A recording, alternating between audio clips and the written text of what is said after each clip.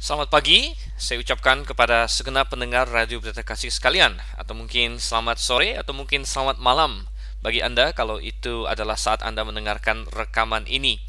Ya, saya Dr. Siva Ensen Liao, dan saat ini saya menyalami Anda dan menyambut Anda untuk bergabung bersama dengan saya dalam sebuah acara, yaitu Mutiara Kebenaran. Dan dimanapun Anda berada, kapanpun Anda sedang mendengarkan ini, saya harap Anda siap untuk membahas kebenaran firman Tuhan, karena mutiara kebenaran mencari kebenaran-kebenaran yang berharga bagaikan mutiara, dan di mana lagi itu didapatkan selain di dalam Alkitab, yaitu firman dari Allah yang maha hidup. Dalam seri Mutiara Kebenaran ini kita mengambil pendekatan pembahasan firman Tuhan secara sistematis, artinya bukan topikal, bukan per topik atau per doktrin, tetapi per kitab, bahkan per pasal dan per perikop begitu. Jadi satu pasal dari firman Tuhan kita bahas setiap kali kita bertemu atau dalam satu sesi Mutiara Kebenaran. Kita mulai dari Kejadian pasal 1, kita bergerak menuju kepada Maliaki pasal yang keempat, yaitu akhir dari Perjanjian Lama. Baik, saudara yang kasih Tuhan, mari kita buka. Kita sudah sampai Bilangan sekarang, Bilangan, dan kita melihat pasal yang ke-15. Bilangan pasal yang ke-15, saudara. Dan sebelum kita lebih lanjut lagi, mari kita berdoa terlebih dahulu. Bapa kami yang di surga, kami datang kepadamu di dalam doa dan permohonan pada saat ini. Pertama-tama kami ucapkan syukur dulu untuk keselamatan yang tersedia di dalam Yesus Kristus. Kami mengucap syukur juga untuk Roh Kudus-Mu yang bekerja dalam hati setiap kami yang percaya, sehingga kami telah menerima kasih karunia itu. Kemudian segala berkat rohani yang kami terima, termasuk firman-Mu ini. Kami juga mengucap syukur Tuhan untuk kesehatan dan kesempatan teknologi yang Kau limpahkan kepada kami, sehingga kami dapat belajar firman Tuhan bersama-sama. Tuhan, kami mohon agar Engkau yang memimpin. Kami rindu, kami belajar firman-Mu semakin mengerti kebenaran-Mu. Hanya dalam nama Yesus Kristus saja kami berdoa. Amin. Oke, coba kita lihat sekarang Bilangan pasal yang ke-15. Ada 41 ayat. 41 ayat. Cukup panjang. Kita baca dulu ayat 1 sampai ayat yang ke-12, saudara.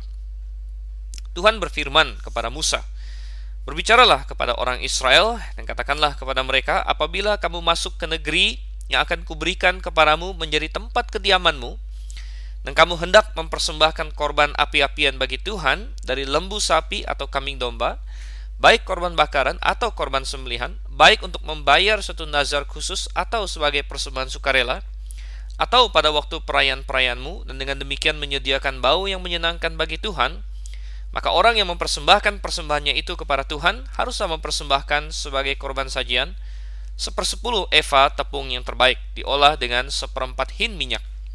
Dan beserta korban bakaran atau korban sembelihan itu, engkau harus juga mempersembahkan 1/4 hin anggur sebagai korban curahan untuk setiap ekor domba yang dipersembahkan. Tetapi jikalau persembahanmu itu seekor domba jantan, engkau harus mempersembahkan sebagai korban sajian 2/10 eva tepung yang terbaik, diolah dengan 1/3 hin minyak. Dan sebagai korban curahan haruslah kau persembahkan 1/3 hin anggur, menjadi bau yang menyenangkan bagi Tuhan. Dan apabila engkau mengolah seekor lembu sebagai korban bakaran atau sebagai korban sembelihan, baik untuk membayar satu nazar khusus maupun sebagai korban keselamatan bagi Tuhan, maka beserta lembu itu haruslah dipersembahkan sebagai korban sajian 3/10 eva tepung yang terbaik, diolah dengan 1/2 hin minyak. Dan sebagai korban curahan haruslah kau persembahkan 1/2 hin anggur. Itulah korban api-apian yang baunya menyenangkan bagi Tuhan. Demikianlah harus diperbuat untuk setiap ekor lembu, dan untuk setiap ekor domba jantan, dan untuk setiap ekor domba atau kambing. Berapapun jumlah hewan yang kamu olah, untuk setiap hewan itu harus kamu perbuat demikian juga." Oke. Memasuki pasal 15 Bilangan ini, kita sebenarnya sudah masuk kepada bagian kedua dari kitab Bilangan, boleh dikatakan, di mana bagian pertama dari pasal 1 sampai pasal 14 berbicara mengenai persiapan Israel untuk masuk ke tanah Kanaan. Jadi tadinya di kitab Imamat mereka berada di padang gurun, dan di kitab Imamat di padang gurun itu mereka menerima hukum dari Tuhan yang Maha Kudus supaya mereka kudus di hadapan Tuhan. Itu adalah tema dari kitab Imamat, kekudusan. Nah, kemudian masuk ke kitab Bilangan, mereka mulai mau berjalan dari Gunung Sinai untuk ke tanah Kanaan. Jadi di 9 pasal pertama dijelaskan di situ bagaimana mereka bersiap-siap. Tuhan mengatur bagaimana mereka harus berjalan, bagaimana mereka harus membariskan diri mereka sendiri, di mana letak suku-suku mereka semuanya.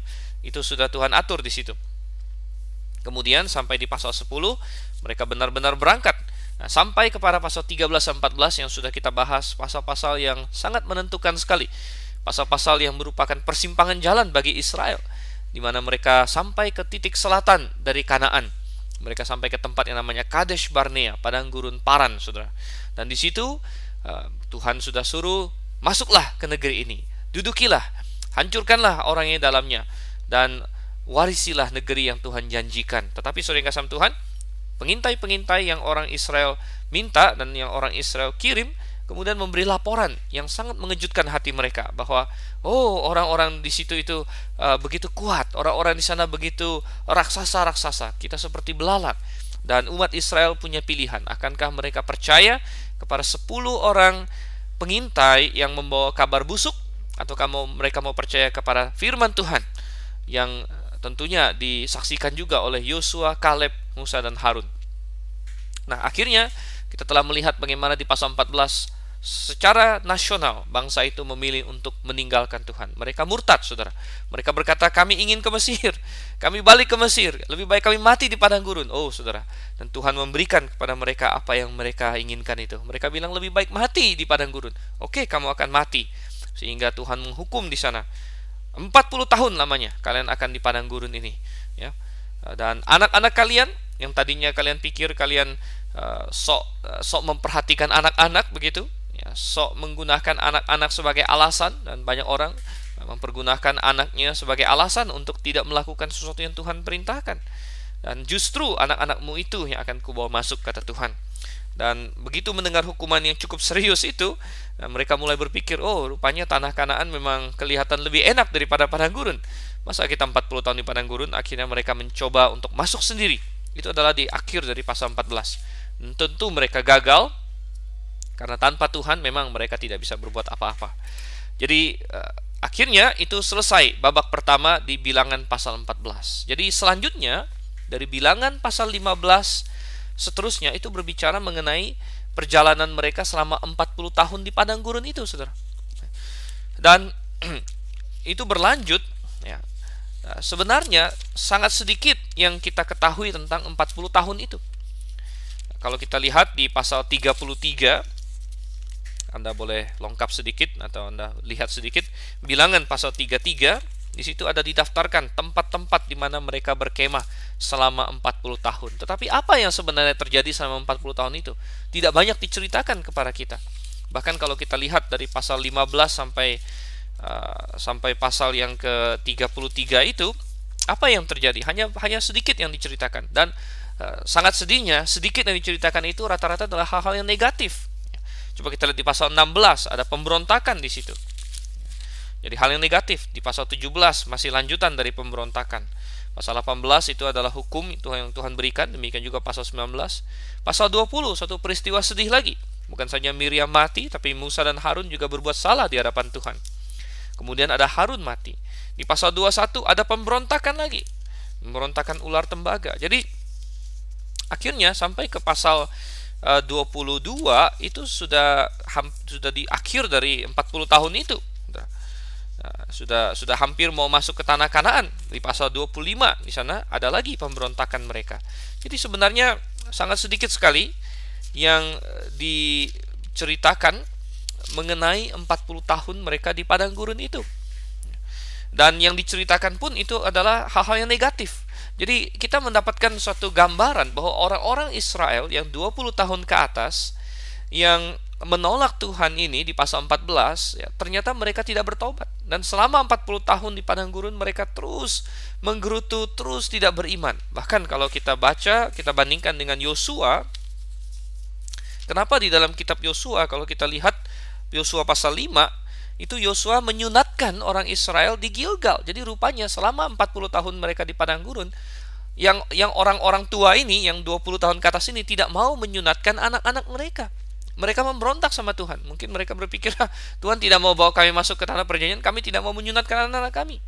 Sehingga Yosua perlu menyunat lagi orang Israel di Yosua pasal 5. Oh, sungguh luar biasa. Bahkan selama 40 tahun di padang gurun itu, mereka bahkan menyembah dewa-dewi lain, saudara. Oh, sangat luar biasa sekali. Coba kita buka misalnya Amos.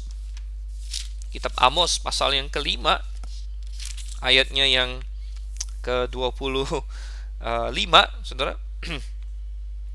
Amos 5 ayat 25, apakah kamu mempersembahkan kepadaku korban sembelihan dan korban sajian selama 40 tahun di padang gurun itu, hai kaum Israel? Kamu akan mengangkut sakut rajamu dan kewan dewa bintangmu, patung-patungmu yang telah kamu buat bagimu itu. Ya, jadi ternyata mereka juga berhenti mempersembahkan korban kepada Tuhan. Minimal orang-orang yang tidak percaya, yang 20 tahun ke atas itu, mereka tidak lagi mempersembahkan korban kepada Tuhan. Dan mereka malah menyembah bintang-bintang yang lain. Nah, coba kita lihat apa yang dikatakan oleh Stefanus di dalam Kisah Rasul pasalnya yang ke-7. Kisah Para Rasul pasalnya yang ke-7, ayat yang ke-42 sampai ayat yang ke-43. Ya, di sini Stefanus menceritakan ulang sejarah Israel kepada tua-tua bangsa waktu itu, Sanhedrin. Dan di ayat 42 Kisah Rasul 7, maka berpalinglah Allah dari mereka dan membiarkan mereka beribadah kepada bala tentara langit. Ini adalah berkaitan dengan orang Israel di padang gurun, seperti yang tertulis dalam kitab Nabi-Nabi. Lalu dia mengutip Amos di sini. Dia bilang, apakah kamu mempersembahkan kepadaku korban sembelihan dan persembahan selama 40 tahun di padang gurun itu, hai kaum Israel? Tidak pernah. Malahan kamu mengusung kemah Molok dan bintang dewa Refan, patung-patung yang kamu buat itu untuk disembah. Maka aku akan membawa kamu ke dalam pembuangan sampai di seberang sana Babel. Jadi kita melihat di sini rupanya orang-orang ini selama 40 tahun terus memberontak sama Tuhan, dan Tuhan akhirnya membinasakan setiap dari mereka yang 20 tahun ke atas, saudara. Tetapi apa hubungannya dengan pasal 15 kalau begitu? Ya, pasal 15 di sini sebenarnya justru menunjukkan kebaikan hati Tuhan, menunjukkan janji Tuhan yang tetap teguh. Coba kita baca, walaupun orang Israel sudah memberontak di pasal 13 sampai pasal 14, dan kalau kita baca lagi di bukti-bukti Alkitab yang lain, selama 40 tahun itu mereka terus memberontak sama Tuhan, terutama yang 20 tahun ke atas yang sudah berlaku tidak setia.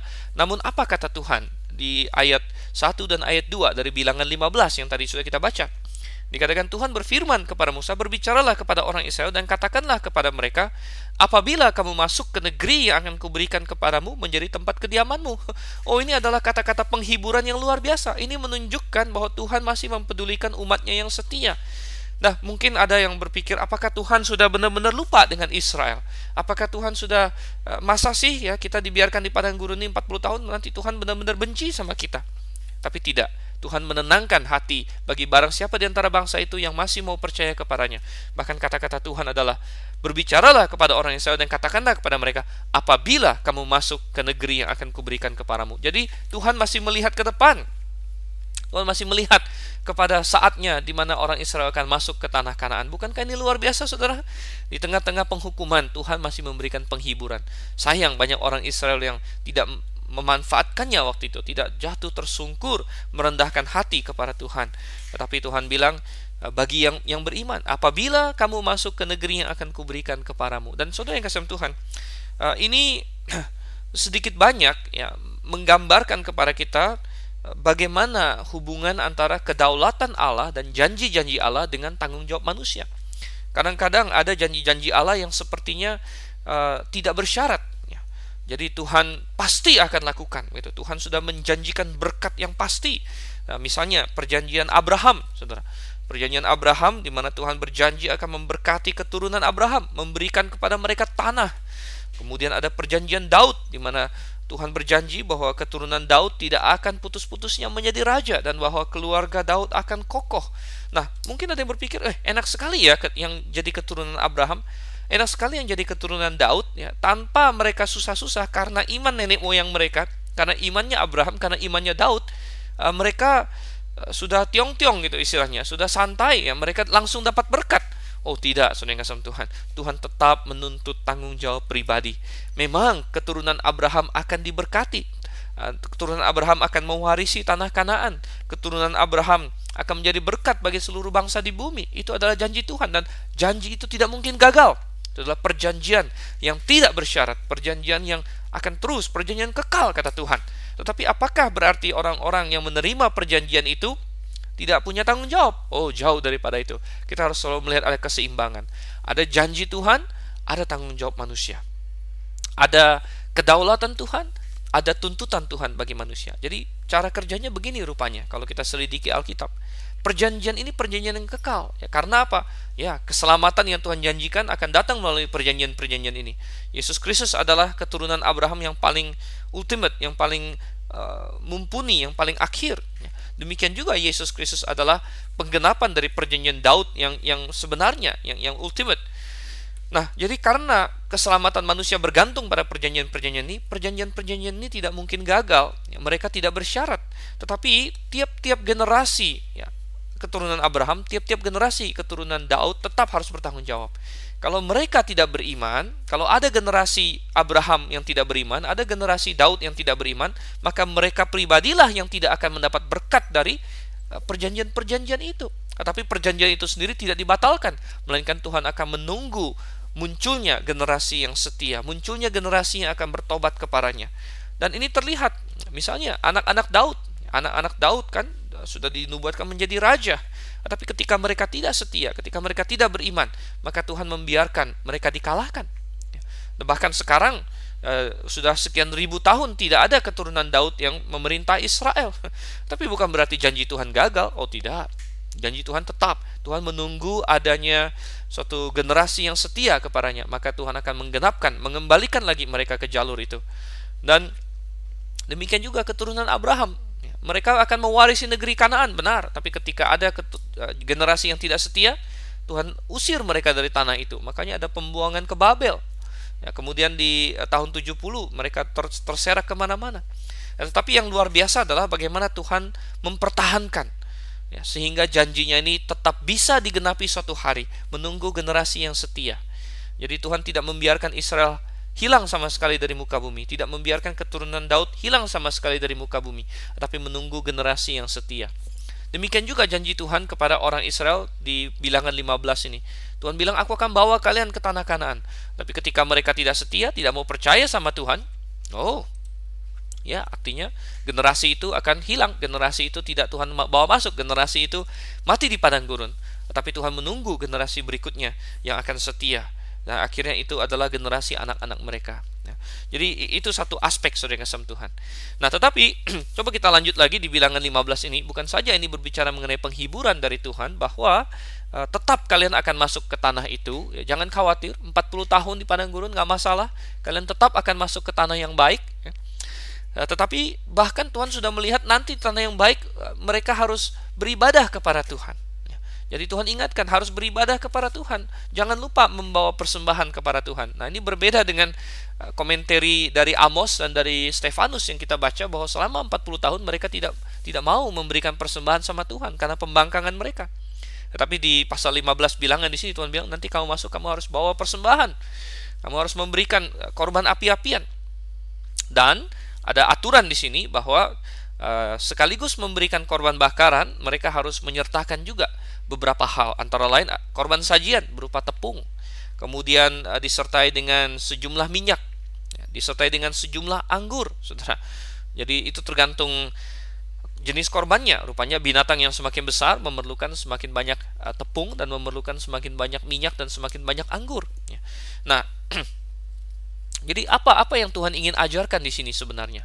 Ya, Tuhan ingin mengajarkan bahwa anggur, kemudian minyak dan tepung ini ya sebenarnya melambangkan sukacita. Saudara, anggur adalah lambang dari sukacita, ya, hati yang riang. Jadi ketika mereka mempersembahkan korban kepada Tuhan, mereka harus datang dengan anggur, dan anggur waktu itu adalah simbol dari kesukaan. Ya, ingat bahwa di zaman itu belum ada sirup, ya, belum ada macam-macam yang aneh-aneh, belum ada soda, ya, Coca-Cola belum ada. Jadi orang itu minumnya apa? Air, ya, susu atau anggur. Air, susu atau anggur. Nah, itu minuman manusia, dan anggur adalah minuman yang diminum ketika sedang sukacita. Jadi dengan membawa anggur di sini, ya, maka itu lambang sukacita. Tuhan ingin ketika kita memberikan persembahan, kita memberikannya dengan sukacita. Dan ini adalah prinsip yang sama yang diberikan dalam Perjanjian Baru. Coba kita buka, saudara, 2 Korintus. Coba kita lihat 2 Korintus ayatnya, ya, pasal yang ke-9, 2 Korintus 9 ayat yang ke-7. Hendaklah masing-masing memberikan menurut kerelaan hatinya, jangan dengan sedih hati atau karena paksaan, sebab Allah mengasihi orang yang memberi dengan sukacita. Allah mengasihi orang yang memberi dengan sukacita. Nah, kata dengan sukacita di sini berasal dari bahasa Yunani hilaron. Hilaron ini akar kata dalam bahasa Inggris hilarious. Hilarious itu sesuatu yang lucu, sesuatu yang membuat orang tertawa terbahak-bahak. Jadi idenya adalah kita memberi persembahan bukan dengan berat hati, tapi dengan hati yang riang. Bahkan kita bisa sambil tertawa dengan lepas begitu. Kita begitu senang untuk memberikannya. Dan di ayat 8-nya Tuhan bilang, dan Allah sanggup melimpahkan segala kasih karunia kepada kamu, supaya kamu senantiasa berkecukupan di dalam segala sesuatu, dan malah berkelebihan di dalam pelbagai kebajikan. Saudara, sungguh Tuhan mampu untuk memberkati kita. Mari kita memberikan dengan sukacita. Apakah itu persepuluhan? Kita berikan dengan sukacita. Ada sebagian orang bilang gini, oh, dalam Perjanjian Baru saya tidak disuruh memberikan persepuluhan. Oh, siapa bilang saudara enggak sama Tuhan? Ya. Tuhan bilang, ya, di dalam Matius 23 ayat 23, ya, bahwa persepuluhan tetap harus diberikan. Tapi mungkin berkata, itu kan Perjanjian Lama. Benar, itu jelas dalam Perjanjian Lama, ya. Tapi Perjanjian Baru tidak pernah dibongkar, tidak pernah dibatalkan. Dan lagi pula prinsipnya adalah selalu begini. Perjanjian Lama itu hukum Taurat, di Perjanjian Baru kita hidup dalam roh, mestinya lebih lagi dari Perjanjian Lama, ya. Kalau orang Perjanjian Lama memberikan 1/10, mestinya kita memberi lebih. Tapi mulailah dengan 1/10 dulu. Mulai dengan 1/10 dan berikan dengan sukacita. Kebanyakan orang yang protes dengan perpuluhan adalah orang yang bukan pengen kasih lebih dari 1/10, justru mereka tidak mau kasih sampai 1/10 gitu. Baru mereka protes persepuluhan. Tetapi orang yang berkata saya siap memberikan lebih dari 1/10, mereka biasa tidak protes persepuluhan, saudara. Dan Tuhan ingin agar kita memberi dengan sukacita, seperti yang dikatakan di sini. Nah, kembali ke dalam Bilangan 15. Jadi mereka harus bawa itu, ya, anggur, minyak. Nah, minyak ini ada sebagian menafsirkan ada hubungan dengan Roh Kudus. Ya, memang minyak dalam Alkitab kadang-kadang menggambarkan Roh Kudus. Jadi ada sebagian teolog berkata, jadi ada minyak yang harus dibawa juga, harus ada Roh Kudus. Jadi maksudnya begini, pemberian kita baiklah, ya, disertai dengan tuntunan Roh Kudus, gitu. Janganlah kita memberi karena kita ingin bersaing dengan orang, ingin dilihat orang. Oh, itu motivasi yang salah. Tapi kita memberikan karena Tuhan, ya, dituntun oleh Roh Kudus. Sungguh indah. Kalau tidak dituntun Roh Kudus, bisa seperti Ananias dan Safira, saudara, malah jadi membohongi Roh Kudus. Oke, kita lanjut lagi sekarang. Masih dalam Bilangan 15 ayat 13 sekarang sampai ke 16, ayat 13 sampai 16. Setiap orang Israel asli haruslah berbuat demikian apabila ia mempersembahkan korban api-apian yang baunya menyenangkan bagi Tuhan. Nah, apabila seorang asing telah menetap padamu, atau seorang lain yang tinggal di antara kamu atau di antara keturunanmu kelak hendak mempersembahkan korban api-apian yang baunya menyenangkan bagi Tuhan, maka seperti yang kamu perbuat, demikianlah harus diperbuatnya. Mengenai jemaah itu, haruslah ada satu ketetapan bagi kamu dan bagi orang asing yang tinggal padamu. Itulah suatu ketetapan untuk selama-lamanya bagi kamu turun-temurun. Kamu dan orang asing haruslah sama di hadapan Tuhan. Satu hukum dan satu peraturan berlaku bagi kamu dan bagi orang asing yang tinggal padamu. Ya, hukum Tuhan tidak pandang bulu. Orang Israel atau orang asing, ya, hukumnya sama. Jadi karena orang asing yang ingin tinggal di Israel, ya, mereka harus ikut ikut aturan itu. Kalau mereka mau memberikan persembahan, ya ikut aturan yang Israel jalankan di sini. Oke. Nah, kalau kita lihat lagi saudara yang kasih dalam Tuhan, ayat 17 sekarang sampai dengan ayat yang ke-21, lagi berfirmanlah Tuhan kepada Musa, berbicaralah kepada orang Israel dan katakanlah kepada mereka, apabila kamu masuk ke negeri kemana kamu akan kubawa, maka apabila kamu makan roti hasil negeri itu, haruslah kamu persembahkan persembahan khusus bagi Tuhan. Tepung jelaimu yang mula-mula haruslah kamu persembahkan sebagai persembahan khusus berupa roti bundar, sama seperti persembahan khusus dari hasil tempat pengirikanmu. Demikianlah harus kamu mempersembahkannya. Dari tepung jelaimu yang mula-mula haruslah kamu menyerahkan persembahan khusus kepada Tuhan turun-temurun. Ya, saudara, kita melihat di sini ada persembahan khusus. Jadi persembahan persepuluhan dalam perjanjian lama adalah minimal. Tetapi Israel patut, ya, karena berkat Tuhan, karena kebaikan Tuhan, patut untuk memberikan lebih. Ada persembahan khusus. Apalagi kita hari ini. Ya. Dan di sini persembahan khusus berupa apa? Roti yang mula-mula katanya. Atau apa istilahnya? Jelai yang mula-mula. Ya, tepung jelai yang mula-mula. Jadi memberikan apa istilah orang, buah sulung, persembahan buah sulung, ya. Dan kita tidak baca ini di perjanjian baru memang, ya, itu tidak diharuskan bagi kita, tetapi alangkah baiknya kalau kita mengambil prinsip yang sama. Artinya kita mendahulukan Tuhan. Tidak jarang orang-orang Kristen yang lahir baru, yang sungguh-sungguh mengasihi Tuhan hari ini, mereka memberikan persembahan sulung dalam bentuk kalau ada misalnya gaji pertama mereka kasih kepada Tuhan. Ini tidak dinyatakan dalam perjanjian baru memang. Tapi ini adalah suatu hal yang indah kalau dilakukan oleh orang percaya. Oke, coba kita lihat lagi sekarang saudara. Kita lanjutkan ke pasal masih bilangan 15 ayat 22 sampai dengan 31. 22 sampai 31. Saya bacakan. Apabila kamu dengan tidak sengaja melalaikan salah satu dari segala perintah ini yang telah difirmankan Tuhan kepada Musa, yakni dari segala yang diperintahkan Tuhan kepadamu dengan perantaran Musa, mulai dari hari Tuhan memberikan perintah-perintahnya dan seterusnya turun-temurun, dan apabila hal itu diperbuat di luar pengetahuan umat ini, tidak dengan sengaja, maka haruslah segenap umat mengolah seekor lembu jantan muda sebagai korban bakaran menjadi bau yang menyenangkan bagi Tuhan, serta dengan korban sajiannya dan korban curahannya sesuai dengan peraturan. Juga seekor kambing jantan sebagai korban penghapus dosa. Maka haruslah imam mengadakan pendamaian bagi segenap umat Israel, sehingga mereka beroleh pengampunan, sebab hal itu terjadi tidak dengan sengaja. Dan karena mereka telah membawa persembahan-persembahan mereka sebagai korban api-apian bagi Tuhan, juga korban penghapus dosa mereka di hadapan Tuhan, karena hal yang tidak disengaja itu, segenap umat Israel akan beroleh pengampunan, juga orang asing yang tinggal di tengah-tengahmu, karena hal itu dilakukan oleh seluruh bangsa itu dengan tidak sengaja. Oke, saudara yang kasih Tuhan, kita stop sana dulu. Nanti kita akan lanjutkan ayat 27 sampai 31-nya. Kita melihat di sini, ini sebenarnya sedikit mengulang apa yang sudah Tuhan instruksikan di dalam Imamat pasal yang keempat, yaitu tentang korban penghapus dosa. Dan korban penghapus dosa itu di dalam Alkitab adalah korban yang dipersembahkan oleh seseorang kalau dia berdosa secara tidak sengaja. Bahkan dalam perjanjian lama, kalau seorang berdosa secara sengaja, artinya dia sudah tahu itu dosa, sudah diperingatkan itu dosa, kemudian ada tanda-tanda bahwa dia sengaja memberontak, menantang Tuhan, begitu, maka tidak ada korban, saudara, untuk menghapus dosa itu. Itulah yang dikatakan di dalam Ibrani pasalnya yang ke-10, ya.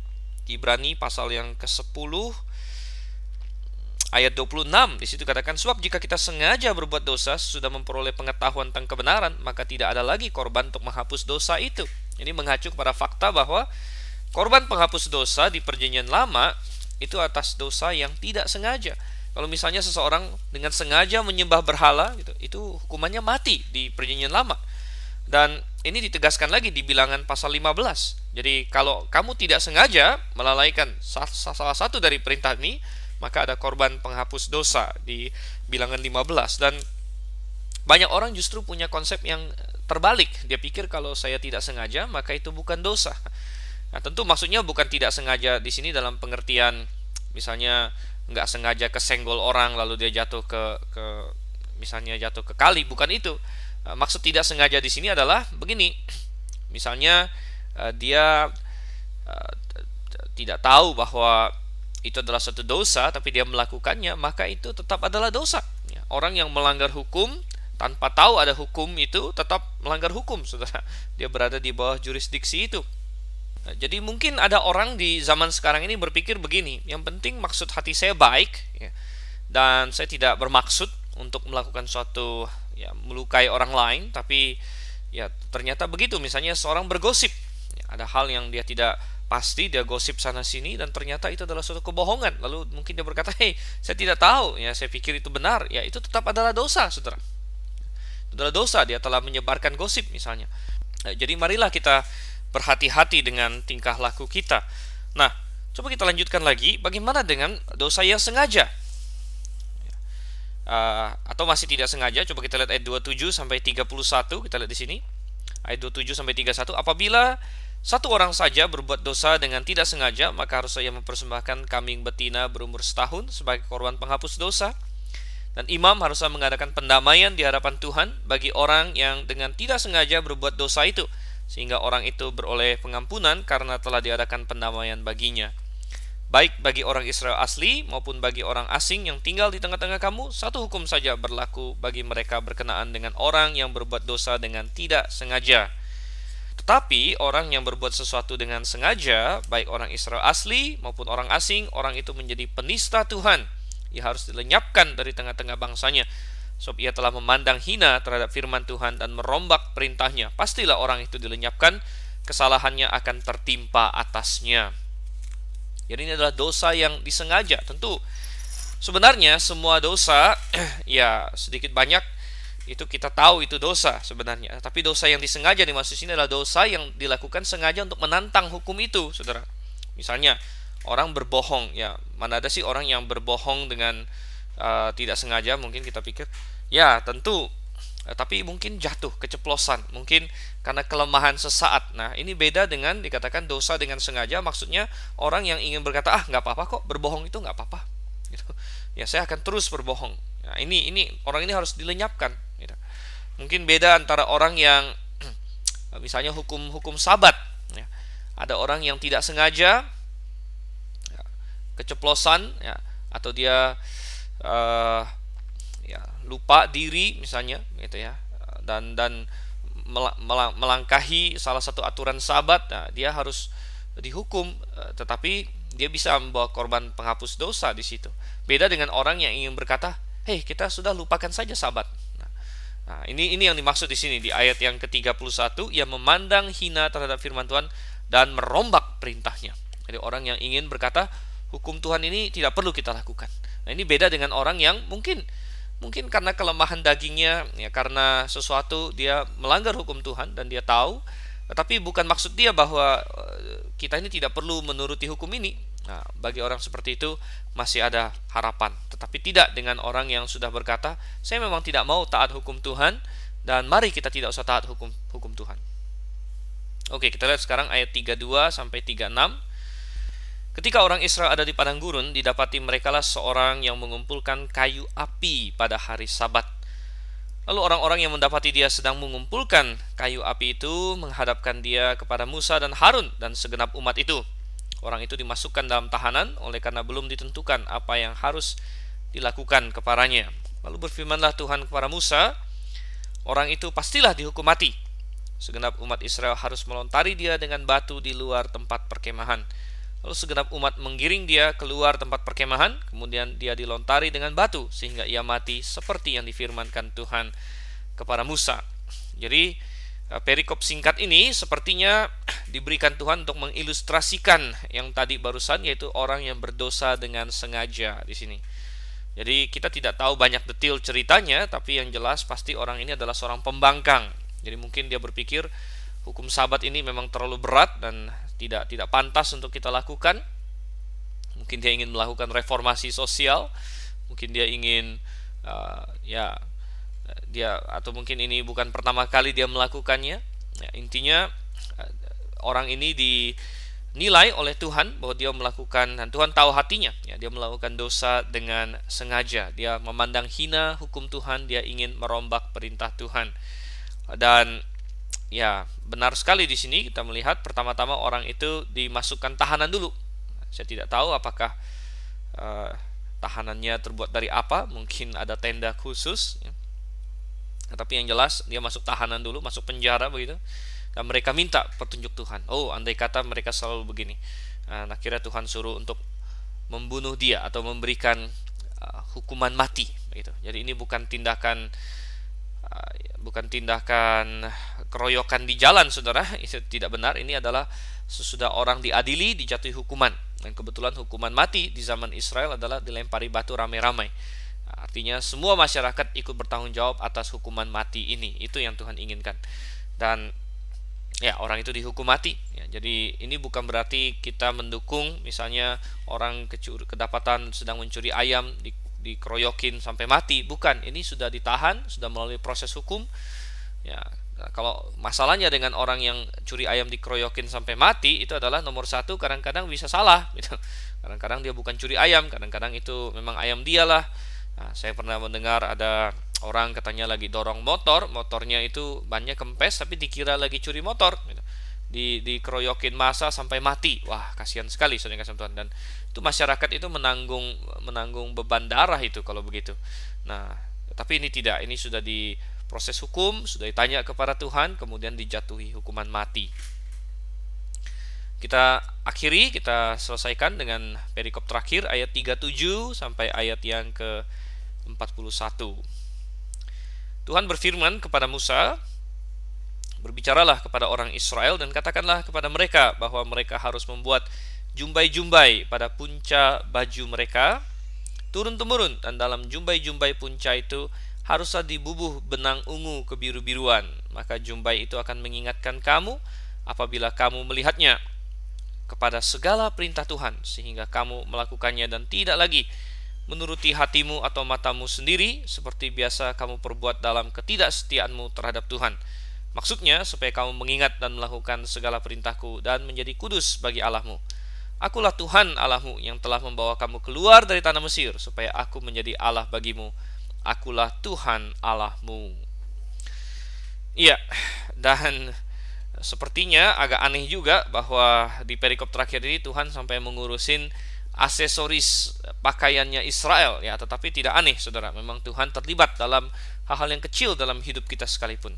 Jangan kita menjalani hidup ini sambil punya pikiran bahwa oh, Tuhan hanya peduli dengan hal-hal besar, hal-hal kecil Tuhan tidak peduli. Oh, Tuhan peduli dengan segala aspek hidup kita, termasuk hal kecil, termasuk baju apa yang kita pakai. Nah, itu Tuhan peduli, saudara yang kasih Tuhan. Apakah bajunya duniawi, apakah sopan, rambut kita seperti apa? Oh ya, itu adalah hal yang penting juga bagi Tuhan. Apakah rambut kita duniawi dan lain sebagainya. Musik apa yang kita dengar, itu Tuhan peduli.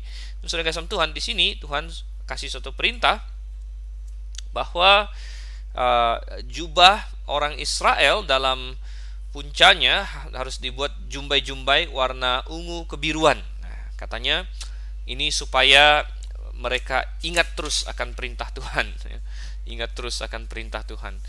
Dan ya, ini adalah satu cara saja supaya orang ingat. Jadi mungkin anak-anaknya akan tanya, "Pak, kenapa baju kita kok semua ada beginian?" Nah, bisa dijelaskan kepada anaknya. Oh, ini adalah pengingat visual. Nah, tetapi saudara yang kasih Tuhan, pengingat visual simbolik seperti ini hanya efektif kalau orang yang memakainya memang mau mengingatnya, gitu. Kalau tidak mau diingat, maka percuma saja. Sama-sama juga bohong. Anda mau pakai pengingat apapun, kalau memang tidak mau dilakukan, ya ini saya masih ingat beberapa waktu lalu sempat ngetren orang Kristen itu pakai gelang WWJD katanya. WWJD itu singkatan dari What would Jesus do? Jadi apa yang Yesus akan lakukan, dan maksud dari gelang itu adalah dipakai di mana-mana. Jadi kalau kita dihadapkan pada suatu situasi, maka kita melihat gelang itu, kita ingat apa yang akan Yesus lakukan, gitu. Mungkin ada teman kita mengajak kita merokok, kita melihat gelang itu, apa yang akan Yesus lakukan. Nah, kita teringat akan perintah Tuhan, teringat akan Yesus Kristus. Dan idenya cukup baik sebenarnya, idenya cukup baik, tetapi sekali lagi hanya seefektif komitmen orang tersebut. Ya, jadi kalau orang menggunakannya dengan komitmen yang bagus, ya luar biasa, bisa efektif. Ya, Tuhan juga perintahkan di sini. Tapi kalau orangnya hanya sebagai show, hanya sebagai suatu eksternalitas, maka menjadi percuma saja. Dan sampai di zaman Yesus, rupanya orang-orang Farisi di sini sudah menjadikannya semacam show eksternal. Ya, coba kita buka Matius pasal 23 ayat yang kelima. Matius pasal 23 ayat yang kelima. Semua pekerjaan yang mereka lakukan hanya dimaksud supaya dilihat orang. Mereka memakai tali sembayang yang lebar dan jumbai yang panjang. Ya, jadi rupanya orang Farisi suka memakai jumbai yang panjang, mungkin dengan warna-warninya, dan mereka sudah lupa sama sekali apa arti jumbai itu pada awalnya. Ya, itu untuk mengingatkan akan perintah Tuhan. Nah, hari ini boleh kita memakai apapun yang bisa menolong kita mengingat perintah Tuhan. Nah, tapi menurut saya yang paling efektif, satu, kita hafal firman Tuhan. Ada ayat-ayat yang kita tahu membantu kita hafal sebagai firman Tuhan. Nah, ini yang perlu kita lakukan, saudara. Oke, dan kita sudah menyelesaikan Bilangan pasal 15. Kita sudah membahas berbagai hal dalamnya, dan kita akan lanjutkan perjalanan Israel di padang gurun ini selama 40 tahun mereka, tahun-tahun pemberontakan mereka. Dan kita akan lihat pasal 16 di sesi berikutnya. Saya undur diri dulu pada saat ini. Selamat menikmati acara selanjutnya. Saya tidak tahu Anda malam, siang, atau pagi, jadi saya tidak akan sebut selamat pagi atau selamat malam. Tapi sampai berjumpa, dan Tuhan Yesus menyertai. Maranatha.